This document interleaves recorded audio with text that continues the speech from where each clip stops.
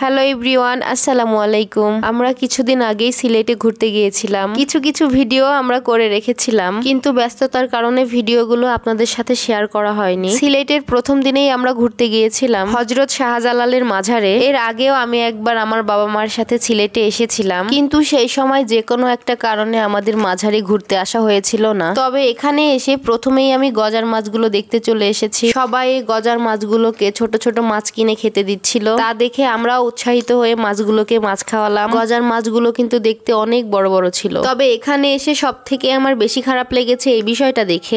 কিছু মানুষকে দেখলাম, কেউ আগুনকে সেজদা করতেছে, কেউ গাছকে সেজদা করতেছে, কেউ আবার কবরকে সেজদা করতেছে।